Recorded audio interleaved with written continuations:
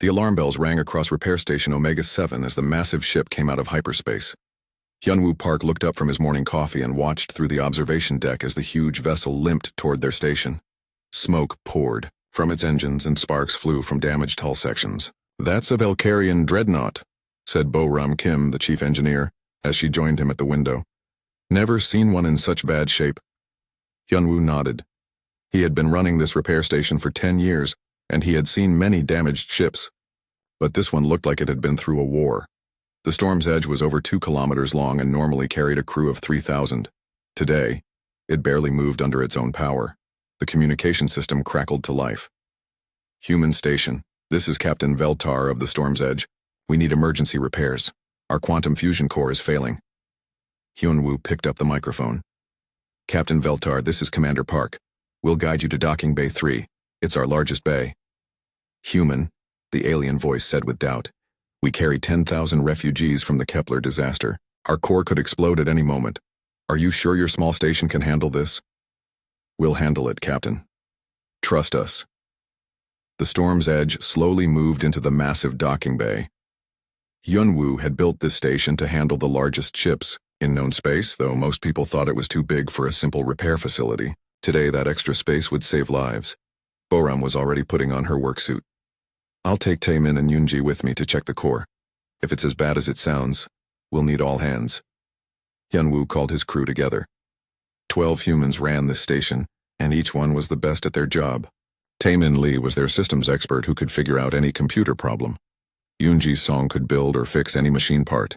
Ji-Hoon Nam handled security and kept everyone safe. The other crew members gathered quickly. Soo-Jin Choi ran communications. Dong-Wook Han was the junior engineer. In Soo-Yoon was their medical officer. Young Soo-Kang worked on electronics. Hai-Wan Lim analyzed data. Sang-Ho-Oh maintained equipment. Mi-Kyung Bae coordinated operations, and Woo-Jin Park handled supplies. Captain Veltar emerged from his ship with several of his officers. The Valkyrians were tall aliens with 4 arms and blue-gray skin. They looked worried and tired. Veltar's large eyes showed fear as he approached the humans. "Commander Park," Veltar said, "I must be honest with you. 3 other repair stations refused to help us. They said our ship was too damaged to save. The quantum core is in cascade failure. We have maybe 6 hours before it explodes and kills everyone on board." Bo-Ram finished her quick scan of the ship's exterior and walked over to them. "Captain, I need to see the core room right now. Taemin, bring your best scanning equipment. Yoonji, get the emergency repair kit." The group entered the massive ship. The corridors were filled with refugee families, Valkyrians of all ages huddled together with their few belongings. Children cried while parents tried to comfort them. The air smelled of fear and desperation. In the engine room, Bo-Ram looked at the quantum fusion core with her instruments. The huge cylinder hummed with dangerous energy. Warning lights flashed red all around it. Taemin ran his scanners over the control systems while Yoonji examined the physical damage. "This is worse than cascade failure," Bo-Ram said quietly to Hyunwoo. "Someone sabotaged this core. Look at these burn patterns. This was done on purpose." Veltar's forearms trembled. "Sabotage? But who would do such a thing?" Taemin looked up from his scanner readings. "The sabotage device is still active. It's designed to make the damage look like an accident, but it's actually speeding up the core failure. Without this device, your core would be fine. Can you fix it?" Veltar asked with hope in his voice. Bo-Ram studied the readings for another minute. "Yes, but it will take time. The device has damaged the quantum matrix in 17 places. We need to rebuild the entire containment system." "How long?" Veltar demanded. 4 hours, Bo-Ram said simply. 4 hours. Impossible. The best Valkyrian engineers said it would take weeks to fix damage like this, assuming they could fix it at all. Yoonji smiled as she began unpacking her tools. "Captain, we're not Valkyrian engineers. We're humans. We fix things differently." Hyunwoo put his hand on Veltar's shoulder. "Captain, get your people comfortable. We'll have your ship running better than new in 4 hours." "But how can you work so fast? You've never seen Valkyrian technology before." Taemin was already connecting his equipment to the alien control systems. "Technology is technology, Captain. Quantum cores work the same way no matter who builds them. The basic principles don't change." As the humans began working, Veltar watched in amazement. Taemin didn't just read the computer displays. He seemed to feel his way through the alien systems like he had built them himself. His hands moved over the controls with surprising confidence. Yunji started building replacement parts with equipment she had brought from the station. Her fabrication unit was standard human technology, but somehow she was creating components that perfectly matched Velkarian specifications. "How are you doing that?" asked Veltar's chief engineer, a tall Velkarian named Nelvas. "I study the broken piece and figure out what it's supposed to do," Yunji explained. "Then I make a new one that does the job better." Young-Su and Sang-Ho worked on the electrical systems, replacing damaged circuits and rerouting power flows. They moved with practiced efficiency, as if they had repaired this exact ship many times before. Meanwhile, Insu was in the refugee areas, treating injured Velkarians and making sure everyone had food and water. His medical knowledge worked on alien biology, just as well as human bodies. "Your people are remarkable," Veltar said to Hyunwoo. "I've never seen anyone work with such focus." "We have a saying," Hyunwoo replied. "When someone brings us a broken machine, they're not just bringing us a job. They're bringing us a puzzle that needs solving and a life that needs saving. We take that seriously." 2 hours into the repair work, Ji-hoon came running into the engine room. "Commander, we have a problem. My sensors are picking up 3 ships on the edge of scanner range. They're not broadcasting identification signals." Hyunwoo frowned. "What class of ships?" "Krex warships. And they're moving this way." Veltar's face went pale. "The Krex? But why would they come here?" Boram looked up from her work. "Captain, who exactly were you evacuating from Kepler?" "Survivors from the mining colonies. Families mostly, some government workers." "Any government workers who might know things the Krex don't want shared?" Veltar's silence was answer enough. Ji-hoon checked his instruments again. "They'll be here in 90 minutes. "Then we work faster," Boram said, returning to the quantum core. "Dongwook, help me with these matrix stabilizers. Yunji, we need those replacement parts in 1 hour instead of 2. The humans worked with even greater intensity. Their movements became faster and more precise. Veltar watched them transform, from skilled workers into something that seemed almost supernatural. "There," Taemin announced. "The sabotage device is disabled. The cascade failure has stopped." "Quantum matrix is stable," reported Dongwook. "New parts are installed and tested," added Yunji. Boram ran one final diagnostic check. "Captain Veltar, your ship is fully repaired. The quantum core is running at 112% of original efficiency." "In 3.5 hours?" Veltar couldn't believe it. "We said 4 hours." Hyunwoo smiled. "We always finish early." But their celebration was interrupted by Sujin's voice over the communication system. "Commander, the Krex ships are hailing us. They want to talk." The main screen activated, showing a fierce-looking Krex commander with sharp features and cold eyes. "Human station, I am Commander Krexval. You will surrender the Velkarian ship and its passengers immediately." Hyunwoo stepped forward. "This is a neutral repair station, Commander. We don't surrender our customers to anyone. You have 1 hour to comply, or we will destroy your station and take the ship anyway." The screen went dark. Veltar looked at the humans with worry and gratitude mixed together.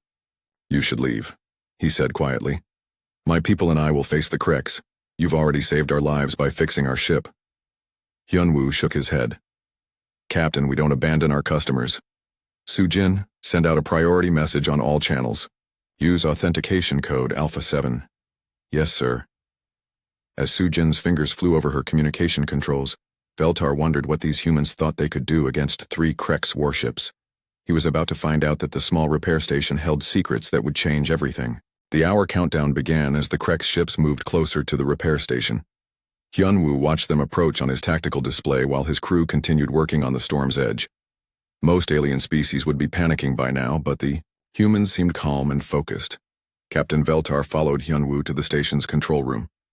"Commander, I don't understand. Why aren't you afraid? 3 Krex warships could destroy this entire station in minutes." "Fear doesn't fix problems, Captain," Hyunwoo replied. "And we still have work to do on your ship." Veltar stared at him. "But it's already repaired. The core is working perfectly." "The core, yes. But Boram found 17 other systems that need attention. We don't do half jobs here." Down in the storm's edge, the human repair crew was indeed still working. But Veltar noticed something strange about how they worked. Taemin wasn't using his scanners anymore. Instead, he placed his hands directly on the alien control panels and closed his eyes as if he was listening to something. "What is he doing?" Nelvas, the Valkyrian chief engineer, asked Boram. Taiman has a gift, Boram explained. He can feel what's wrong with a machine, even if our instruments can't detect it. He says computers have a kind of voice that tells him their problems. Nelvas watched in amazement as Taiman's hands moved over the navigation controls. There, Taiman said with his eyes still closed. Your star charts are corrupted.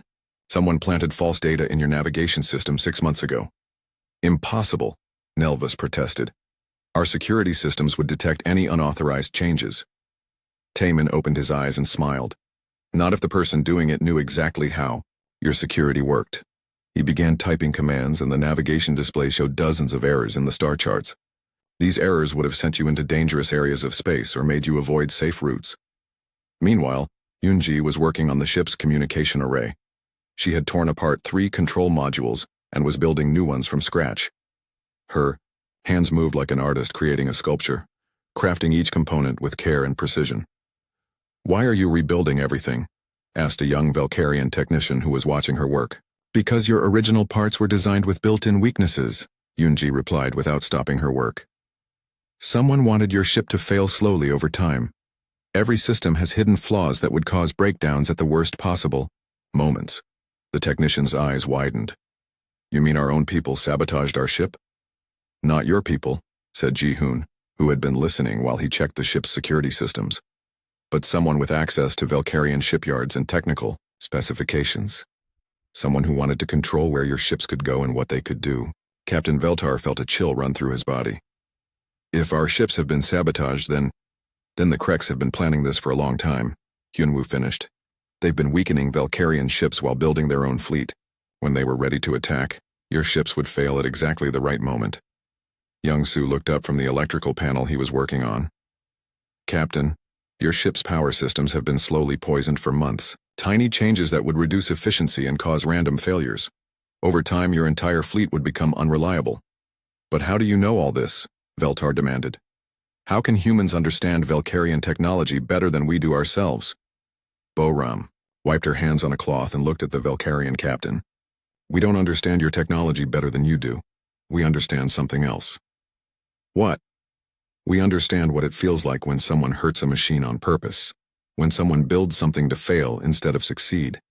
When someone puts hate into metal and circuits instead of love. Veltar looked confused. Love? For machines? Every machine has a purpose, Taiman explained. It wants to do its job well. When we work on a machine, we try to help it become what it was meant to be. We listen to what it needs and give it what it asks for. This ship is in pain, added Yunji. Someone has been torturing it slowly for months. We can feel that pain, and we want to heal it. The Valkyrian engineers looked at each other with bewilderment. They had always thought of machines as tools, useful objects that followed commands. The idea that machines might have feelings was completely alien to them. Insu came into the engine room carrying a medical scanner. Boram, I've been checking the refugee children like you asked. Some of them aren't ordinary civilian kids. What do you mean? Veltar asked quickly. These children have the genetic markers of high-ranking Valkyrian families, government officials, military leaders, scientists. Someone gathered the children of your most important people and put them on this ship. Veltar's forearms began to shake. My government said the children were random refugees from the mining disaster. Your government lied, Ji-hoon said flatly. Or someone lied to your government. Either way, this ship isn't carrying random refugees. It's carrying hostages. Sang-ho looked up from the weapon systems he had been checking. Captain, your defensive weapons have been disabled, not damaged, disabled. Someone didn't want this ship to be able to fight back. The Kreks knew exactly what they were getting when they came after you, Hyunwoo said. A helpless ship full of the children of Valkyrian leaders. The perfect way to force your government to surrender. Veltar slumped against a bulkhead. We walked right into their trap, and now we've brought that trap to your station. The Kreks will destroy you to get to us. Maybe, Hyunwoo said calmly. But they'll have to catch us first. What do you mean? Mi-kyung's voice came over the intercom. Commander, all stations are reporting ready. The network is online and standing by. What network? Veltar asked.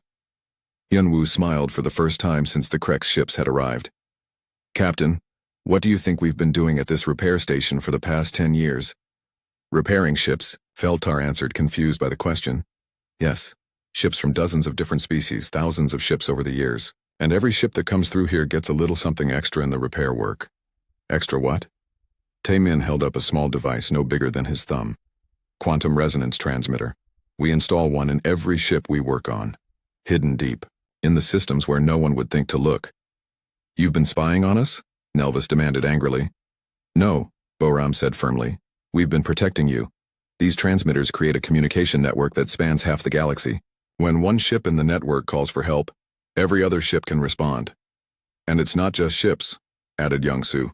Space stations, orbital platforms, asteroid mining rigs. Anything we've ever repaired is part of the network. Yoonji finished, installing a new communication module in the Valkyrian ship. There. Now your ship is part of the network too. But what good does a communication network do against Krek's warships? Veltar asked. Heewon looked up from her data analysis station. Captain, how many pieces of Krek's equipment do you think have been repaired at human facilities over the years? Veltar thought about it. Human repair stations were known throughout the galaxy for their skill and fair prices.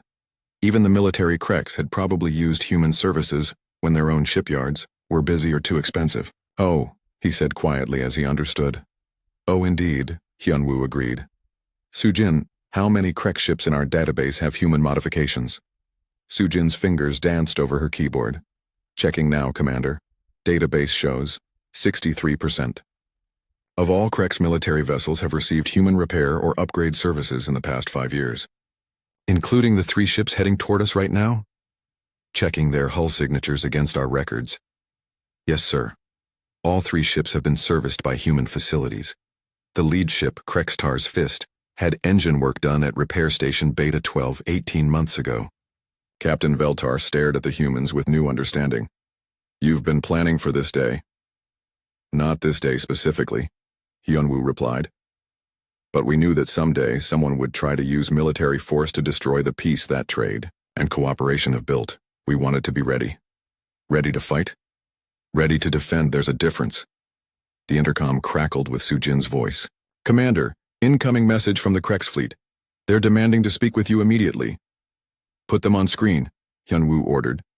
Commander Krexval appeared on the display, his face showing anger and impatience. Human, your time is nearly up. Surrender the Valkyrian ship or face the consequences. Commander Krexval, Hyunwoo replied politely. I have a better suggestion. Turn around and leave. No one needs to get hurt today. Krexval laughed, a harsh sound that made the Valkyrians flinch. You think your small station can threaten the mighty Krex fleet? We have weapons that could turn your station into dust. I'm sure you do, but Commander, before you do anything permanent, you might want to check your ship's systems, all of them. Krexval's expression changed from amusement to suspicion. What are you talking about? Taemin, please show the Commander what we found in his ship's records. Taemin's hands moved over his controls and data began appearing on the Krex Commander's screen. Engine specifications, weapon configurations, shield harmonics, detailed information about every system on the Krex warship. Where did you get this data? Krexval demanded. From your ship, Commander. When our technicians worked on your engines 18 months ago, they learned everything there is to know about your vessel, including how to turn.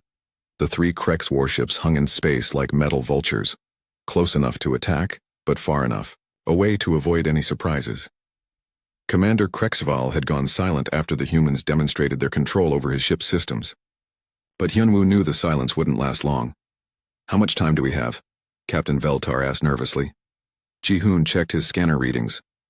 The Kreks are running full diagnostics on their ships. They're trying to find all the human modifications and disable them. I'd say we have maybe 2 hours before they figure out a way around our safeguards. And then? Then they'll probably try to destroy us from long range using weapons we can't interfere with, Hyunwoo admitted. Boram looked up from the engineering station where she was monitoring the storm's edge. Captain Veltar, your ship is completely repaired now. You could leave anytime you want. Veltar's 4 arms crossed in a gesture of determination. My people and I are not running away. You saved our lives. We will not abandon you now. That's brave of you. But your ship has 10,000 civilians on board. Getting them to safety should be your first priority. Where would we go? If the Kreks are willing to attack a neutral repair station, they'll hunt us anywhere we run. At least here we have a chance to fight back. Insu came into the control room carrying a datapad. Commander, I finished checking all the refugee children. The situation is worse than we thought. How much worse? Hyunwoo asked. These aren't just the children of important Velkarian families. 3 of them are the grandchildren of the Velkarian High Council chairman. 2 others are the sons of the chief of military operations. 1 little girl is the daughter of the head of Velkarian intelligence. Veltar sat down heavily in a chair.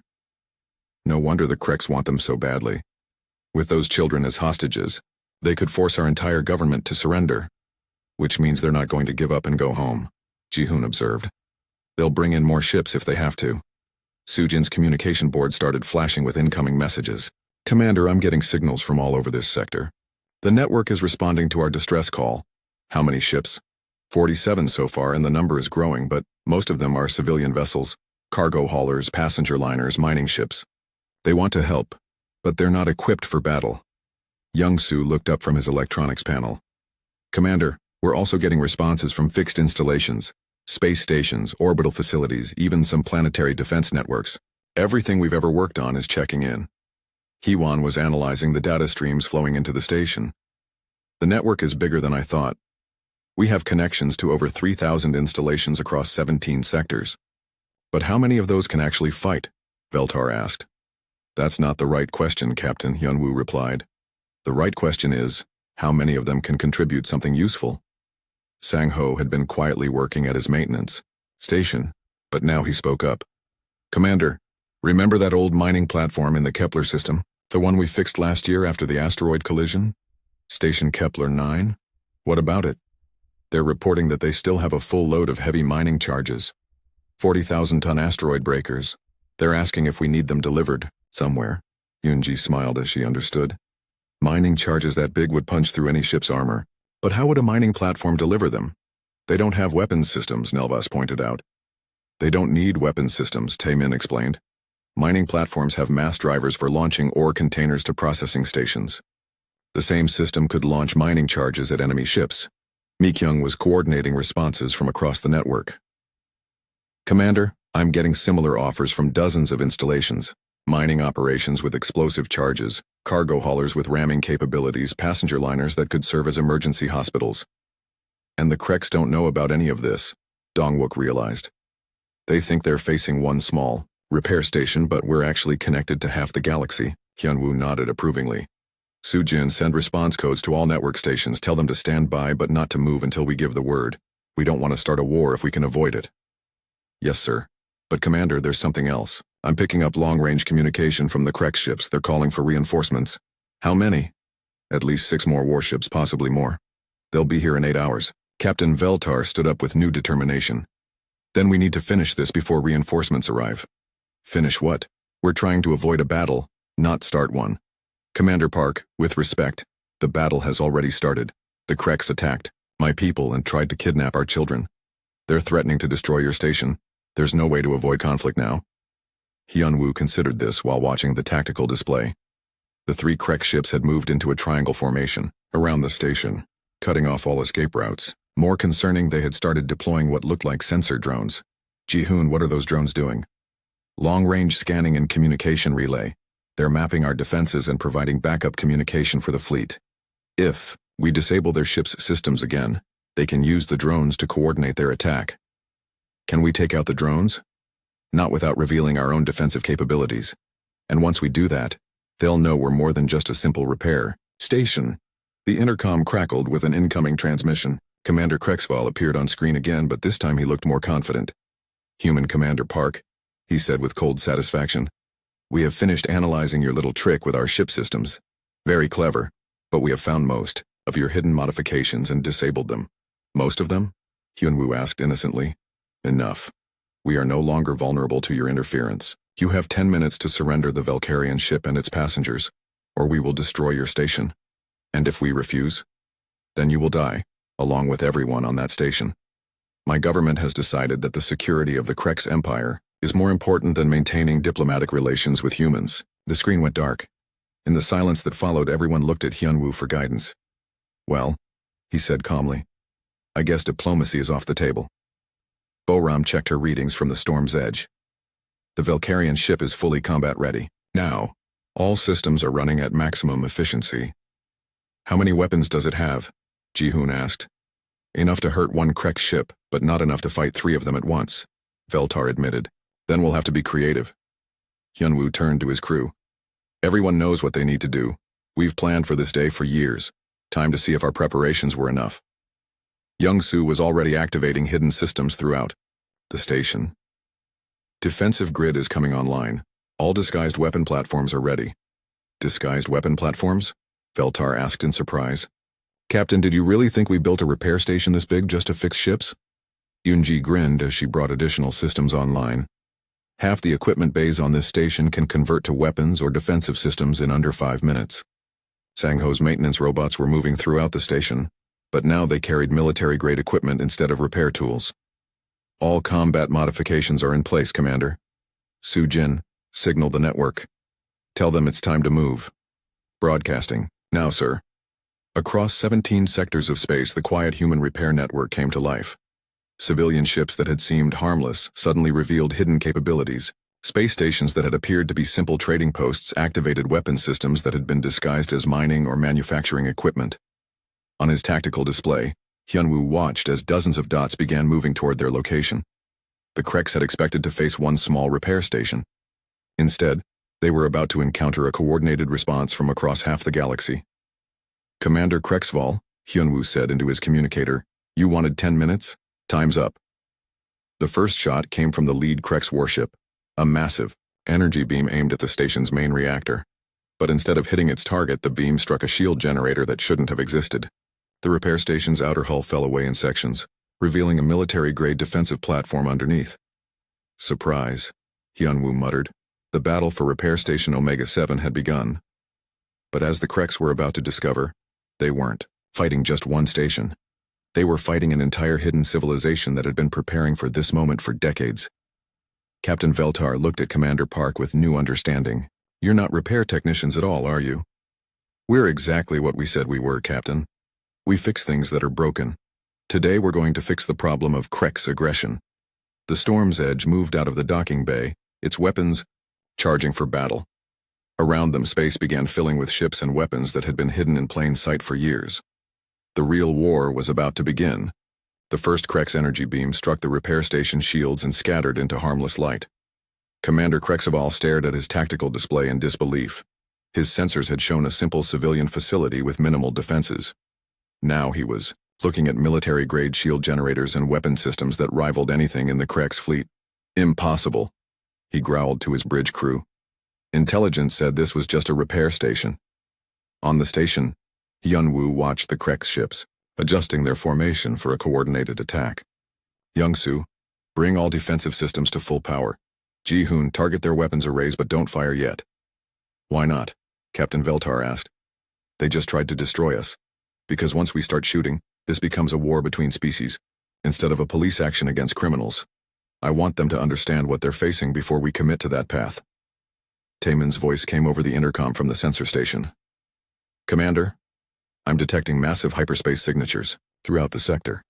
The network ships are starting to arrive. On the main screen, space itself seemed to tear open as dozens of ships emerged from hyperspace. But these weren't the civilian vessels that the Kreks expected. Cargo haulers revealed hidden weapon pods. Mining ships showed military-grade armor, plating. Even passenger liners had been modified with defensive systems. Soo-jin, open a channel to all network ships, Hyunwoo ordered. Channel open, sir. This is Commander Park at Omega-7. All network vessels maintain defensive positions and await orders. We are not the aggressors here. A familiar voice responded immediately. Omega-7, this is Captain Nari Han aboard the freighter Steady Progress. We have 47 ships in formation and ready to assist. Another voice joined the communication. Omega-7 mining platform Kepler-9 reporting. We have launched 16 cargo pods filled with mining charges. They will reach your position in 12 minutes. Acknowledged, Kepler-9. All ships, remember the rules of engagement. We defend, we don't attack, unless attacked first. Commander, Krexval was frantically trying to understand what he was seeing. His 3 warships were now surrounded by over 50 vessels of various types, all clearly armed and all protecting the repair station. Where did they come from? demanded his tactical officer. Unknown, sir. They appeared from multiple hyperspace entry points simultaneously, as if they were coordinated. Get me a communication link to my fleet command. Tell them we need immediate reinforcements. Sir, our communication array is malfunctioning. We can send short-range messages but not long-range transmissions. Krexval's eyes narrowed with suspicion. Check all our systems. The humans did something to our ship when they were supposedly helping us repair our engines. On the repair station, Dongwook was monitoring the Krex ship's attempts to call for help.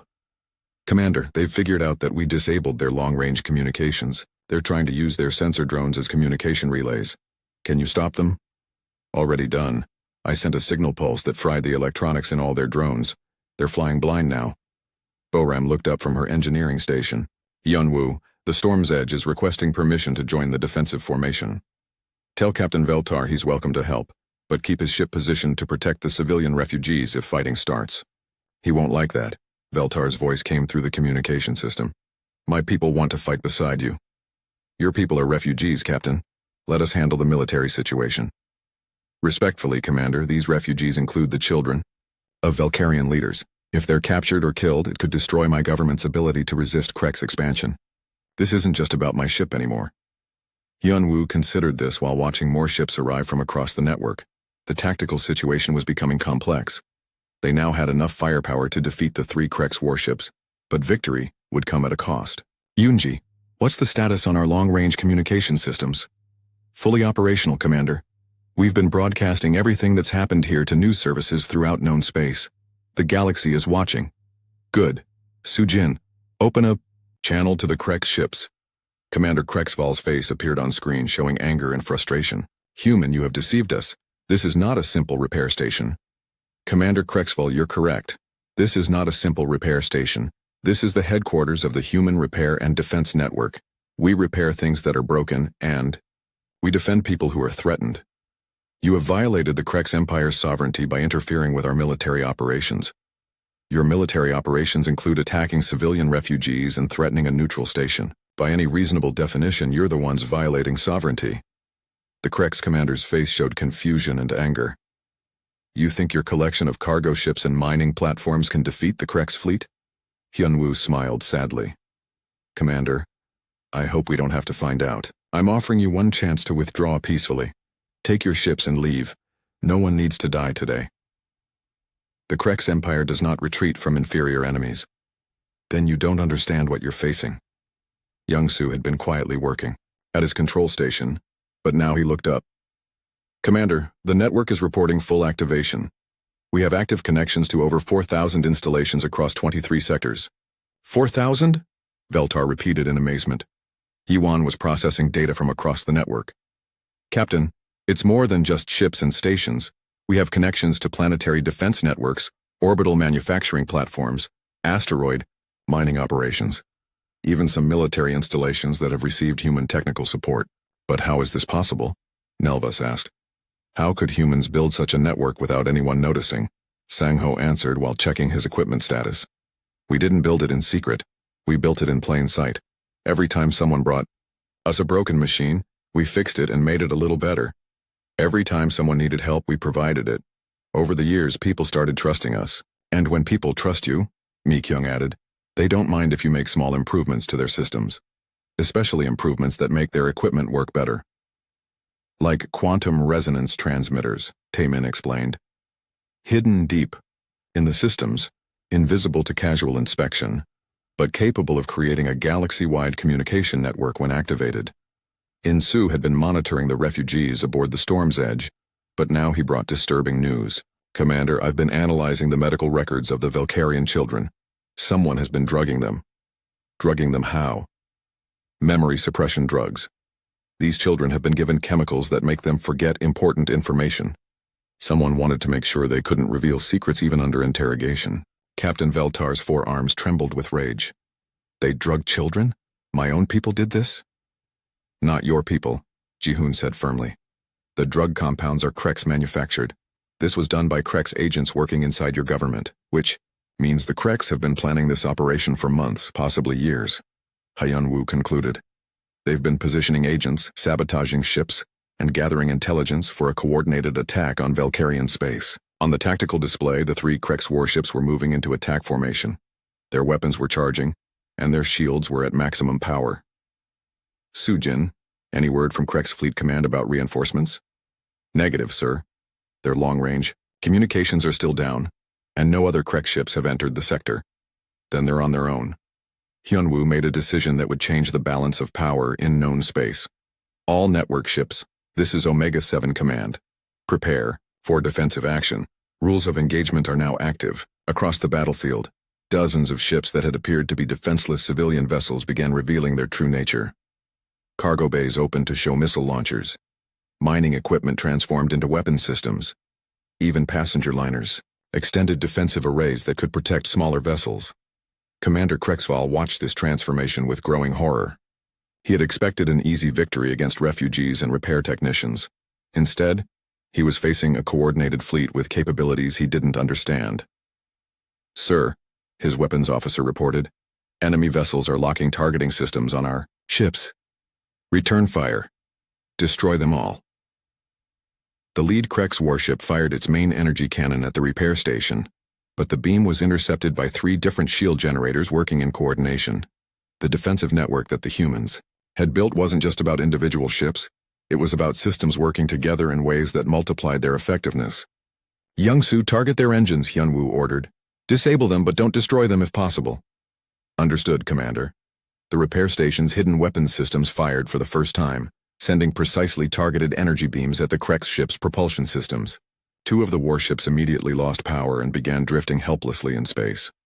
The third ship, Krexval's flagship, managed to maintain power by rerouting systems, but it was now outnumbered 50-1. This is impossible, Krexval transmitted. How can a repair station have such weapons? Commander, Hyunwoo replied, we've been repairing and upgrading equipment for every species in known space for decades. Do you really think we wouldn't learn a few things about weapons and defenses along the way? The mining charges from Kepler-9 arrived at that moment. The 3 Krex warships floated helplessly in space, their weapons destroyed, and their engines disabled. Commander Krexval found himself a prisoner aboard his own ship, with human boarding teams checking his vessel for survivors and securing dangerous equipment. Hyunwoo stood in the main docking bay of repair station Omega-7, watching as Bo-Ram and her team worked to repair the life support systems on the damaged Krex ships.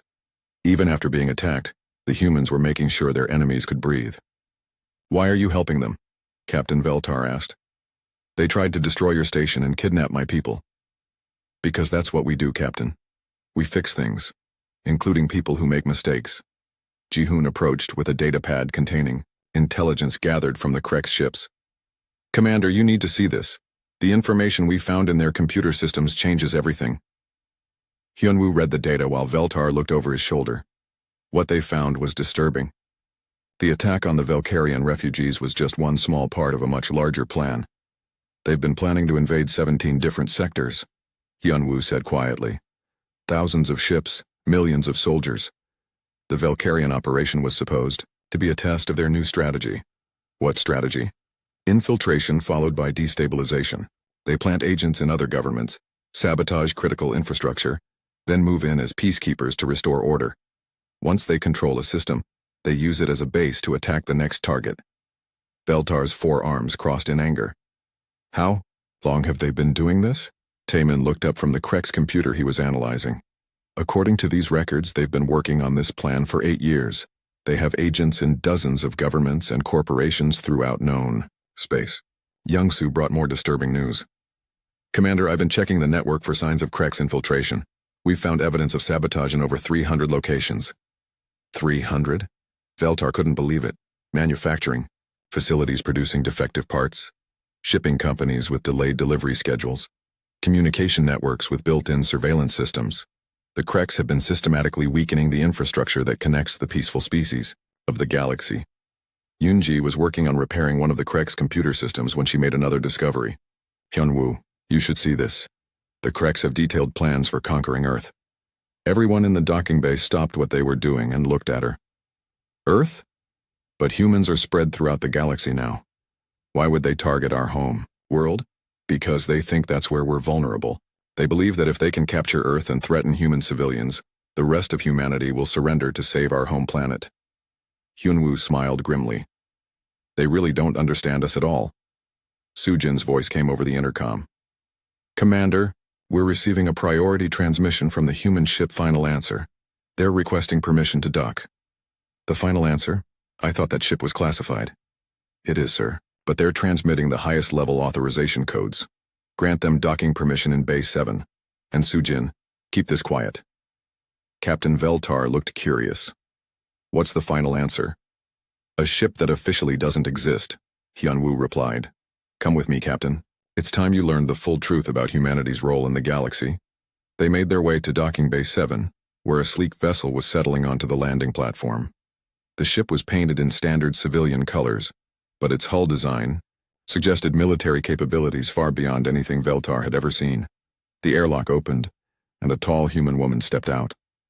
She wore the simple work clothes of a repair technician, but her eyes held the confidence of someone accustomed to making life and death decisions. Commander Park, she said, with a slight smile. I'm Woo-Jin Park, Regional Coordinator for Sector 7. Veltar looked at Hyunwoo in surprise. Park, are you related? She's my sister, Hyunwoo replied. And she's about to explain why the Krex made a very serious mistake today. Woo-Jin looked at the Velkarian captain with interest. You must be Veltar. I've read the reports about what happened here. Your people fought bravely alongside the humans. We did what anyone would do when defending innocent lives. Actually, Captain, most species would have run away. The fact that you stayed to fight beside us tells me something important about Velkarian character. She gestured for them to follow her toward the station's main conference room. Hyunwoo, how much have you told our Velkarian friends about the real nature of human operations in this galaxy? They know about the network. They know we've been preparing for something like this, but they don't know the full scope. Then it's time to tell them.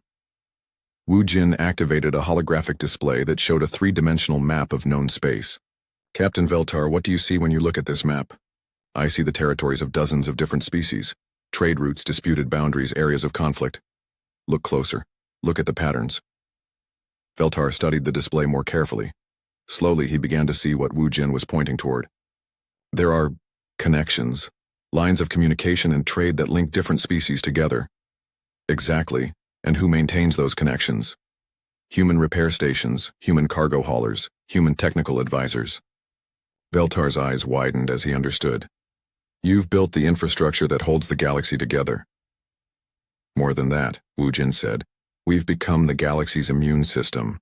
When something threatens the stability that allows peaceful species to coexist, we respond. Hyunwoo brought up additional data on the display. Every major conflict in the past 50 years has been prevented or limited by human intervention. Not military intervention. Technical and logistical intervention. We fix the problems before they become wars, Woo-Jin explained. A communication system fails between two species who are having a trade dispute? We repair it before the misunderstanding leads to violence. A colony ship gets stranded in disputed territory? We rescue them before their presence starts a territorial war. Sang-Ho entered the conference room carrying a datapad. Commander Park, I have the final analysis of the Krex battle plans. You were right. This was much bigger than just an attack on Velkarian refugees. Show us. Sang-Ho activated another section of the holographic display. The Krex were planning simultaneous attacks on 47 different targets across known space. Military installations, government centers, major trade hubs. They wanted to cripple the ability of peaceful species to communicate and coordinate responses, and then move in as conquerors, while everyone was confused and isolated, Veltar concluded. Exactly, but there's something they didn't know. Woo-Jin smiled as she brought up more data. Every target they plan to attack has been reinforced by human technical upgrades over the years. Better shields, improved weapons, enhanced communication systems. You knew this was coming? We knew someone would try something like this eventually. There are always aggressive species who think military force is the answer to every problem. We've been preparing for decades. Haiwan's voice came over the intercom. Commander, we're receiving reports from across the network. Krex forces have begun attacking targets in 15 different sectors. And? Hyunwoo asked calmly. And they're being defeated everywhere. The targets they expected to be weak and defenseless are fighting back with capabilities the Krex never expected. Woo-Jin nodded with satisfaction. Phase 1 of the human response is complete. All Krex attacks have been repelled with minimal casualties to defending forces. Phase 1? Veltar asked. How many phases are there? 3. Phase 1 was defense, protect the targets and gather intelligence. Phase 2 will be counterattack, disable Krek's military capabilities throughout their empire. Phase 3 will be reconstruction, help the Kreks build a government that doesn't require constant warfare to maintain power. Mi-kyung brought more updates from the network. Woojin, the fleet commanders are requesting permission to begin Phase 2 operations. How many ships do we have available? Over 2,000 vessels across all sectors, plus support from allied species who have decided to join the defense effort. Captain Veltar sat down heavily in a chair. 2,000 ships? But I thought humans were a peaceful species focused on trade and repair work. We are peaceful, Captain. But being peaceful doesn't mean being helpless. Every cargo ship in our fleet can be converted to a troop transport or supply vessel. Every repair station can become a military base. Every technical advisor can become an intelligence operative. Dongwook brought the most startling news of all. Commander, we've accessed the Krek Central Military Command Network. Their own ships are reporting system failures throughout their fleet. Engines shutting down, weapons malfunctioning, communication systems failing. The modifications we installed during repair operations? Hyunwoo asked. All activating simultaneously. The Krek's military is effectively paralyzed. Woojin looked at the data with professional satisfaction. Captain Veltar, in the past 6 hours, the Krek's empire has gone from being the galaxy's most dangerous military threat to being completely unable to wage war. Without killing anyone? We disabled their ability to fight, not their ability to live. There's a diffy. 6 months after the Battle of Omega 7, Repair Station Omega 7 had become something no one could have imagined. The first official human diplomatic repair consortium headquarters. The modest repair facility had grown into a massive complex where representatives from dozens of species came to negotiate treaties, resolve disputes, and coordinate galactic defense efforts. Captain Veltar walked through the bustling corridors alongside Hyunwoo Park, who now held the title of Diplomatic Coordinator for Sector 12. The Valkyrian captain had become the official representative of his people to the human consortium, a role that had changed his life completely. I still can't believe how different everything is now, Veltar said as they passed a conference room where Kreks and Thexian delegates were working together on a trade agreement. Different how? Hyunwoo asked. 6 months ago, if someone had told me that Kreks and Thexian diplomats would be sitting in the same room without trying to kill each other, I would have called them insane. Now they're planning joint mining operations. Amazing. What happens when you remove the fear of military attack from diplomatic negotiations? They entered the main coordination center, where dozens of humans and aliens worked together at monitoring stations. The great holographic display showed the current status of all network operations across known space. Green indicators marked successful diplomatic missions, blue showed ongoing repair operations, and yellow indicated areas where tension still existed but was being managed. Boram Kim looked up from her engineering console as they approached. Hyunwoo, we just finished the retrofit on the Andromedan heavy cruiser Star's Promise. They wanted the same defensive upgrades we've been installing on other species' ships. How are the Andromedans adapting to the new galactic situation? Better than expected. They're actually requesting human technical advisors for their shipyards. Apparently they want to build vessels that can contribute to galactic defense instead of just protecting Andromedan territory. Woojin Park entered the coordination center carrying a datapad full of reports. Her role as regional coordinator had expanded to become something like Secretary of State for Human Operations in this sector. The morning briefing is ready, she announced. We have updates from 43 different diplomatic missions, 17 new treaty proposals, and 3 requests for military intervention. Military intervention? Veltar looked surprised. I thought the humans had ended the age of military solutions to political problems. We ended the age of military conquest, Woojin corrected. Sometimes military force is still necessary to protect innocent people from criminals or terrorists. The difference is that now we use force to protect, not to conquer. Taemin Lee approached with news from the communication networks. Woojin, we're getting reports from the former Kreks territories. The new democratic government they established is actually working better than anyone expected. How so? Production is up 30%, civil unrest is down to almost 0, and they've started contributing ships and resources to the Galactic Defense Network. Former Kreks Admiral Kreksaval has been elected as their representative to the Galactic Council. Veltar shook his head in amazement. The same Kreksaval who tried to destroy this station is now working for galactic peace. People can change, Captain, especially when they're given better options than warfare and conquest. In Soo-yoon joined the group with an update on his medical relief operations. The refugee situation in the Kepler system is finally resolved. All displaced families have been relocated to new homes, and the medical facilities we established are being transferred to local control. Any word from the Velkarian children who were rescued from the storm's edge? Veltar asked with personal concern. All recovered completely. The memory suppression drugs the Kreks used on them have been neutralized, and they're back with their families. Several of them have expressed interest in studying human technology when they're older. Young Su Kang looked up from his electronic station with a smile. Speaking of studying human technology, we have 15 different species requesting admission to the new technical academy we're building. 15? Last week it was only 8. Word is spreading about human engineering methods. Other species want to learn how we approach problems differently. Yunji Song had been working on a new project involving alien students learning human repair techniques. The interesting thing is that they're not just learning our technology, they're learning our philosophy about how to treat machines and systems. What do you mean? Veltar asked. Remember how we told you that we listen to what machines need? Well, it turns out that other species can learn to do the same thing. We've had students from 7 different species successfully repair equipment using human methods. Sang Ho-Oh brought news from the security department. Hyunwoo, the pirate problem in the Outer Rim has been solved. The last group of raiders surrendered yesterday and requested to join the Galactic Defense Network. They want to join us? Turns out most pirates only turn to raiding because they couldn't find legitimate work. We've been offering them jobs as security specialists and cargo escorts. Pirates make excellent defenders because they understand how criminals think. Hyeon Lim was analyzing data from across the galaxy when she noticed something significant. Everyone should see this. I've been tracking conflict resolution statistics for the past 6 months. She activated a display showing comparative data from before and after the revelation of human capabilities. Military conflicts between species, down 94%. Trade disputes requiring outside mediation, down 87%. Requests for human technical assistance, up 600%. 600%? Wu Jin looked impressed. It seems that once other species understood what we could really do, they decided they wanted us helping them instead of potentially opposing them. Ji-Hoon Nam entered with his daily security briefing.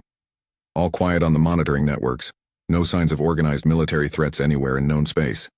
The biggest security issue we're dealing with is traffic control around our diplomatic facilities. Traffic control? We have so many species sending delegations and trade missions that we're running out of parking space for their ships. Everyone laughed at this pleasant problem. The idea that the biggest security concern was too many peaceful visitors would have seemed impossible a year ago. Sujin Choi approached with a special communication. Hyunwoo, we have an incoming message from Earth. It's from the Planetary Council. Put it on the main screen. An elderly human woman appeared on the display. Veltar recognized her as Premier Chen Li, the elected leader of Earth's government. Commander Park, congratulations on the success of the Galactic Diplomatic Initiative. The people of Earth are proud of what you've accomplished out there. Thank you, Premier.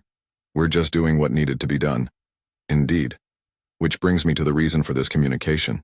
The Planetary Council has voted to establish a new position, Ambassador for Galactic Affairs. We would like to offer this position to you. Hyunwoo looked surprised. Premier, I'm honored, but my work here isn't finished. Actually, Commander, your work there is just beginning. The position would allow you to coordinate human diplomatic and defense efforts throughout known space. You would have the authority to negotiate treaties, establish new repair and diplomatic facilities, and coordinate responses to any threats that might emerge. Veltar looked at his human friend with respect. You should accept, Hyunwoo. The galaxy needs someone who understands both human capabilities and alien concerns. What do you think, sister? Hyunwoo asked Wu Jin. I think the galaxy has changed, and we need to change with it. 6 months ago, we were a secret organization pretending to be simple repair technicians. Today, we're openly responsible for maintaining galactic peace and stability. The job requires official recognition. Hyunwoo considered this while looking around at his crew. These 12 humans had started out running a small repair station. Now they were coordinating diplomatic and defense efforts across dozens of star systems. Premier, I accept the position, but I have one condition. Name it. The headquarters of the Galactic Affairs Office remains here at Omega 7. This station has become a symbol of what humans can accomplish when we work together with other species. Agreed. You'll find that your new budget will allow for significant expansion of the facility. After the communication ended, the team stood together in the coordination center, looking at the holographic display that showed their network spanning half the galaxy. So what happens now? Dongwook asked. Now we keep doing what we've always done, Hyunwoo replied. We fix things that are broken. The only difference is that now everyone knows we're doing it. Captain Veltar looked at the humans with deep respect. You know, when I first came to this station, I thought humans were just unusually skilled technicians. I had no idea you were the guardians of galactic civilization. We're not guardians, Captain, Hyunwoo said firmly. We're partners. Every species in the galaxy has something to contribute to peace and prosperity. We just happen to be good at fixing the problems that prevent cooperation. Mi Kyung brought the final report of the day. The new recruitment program is exceeding expectations.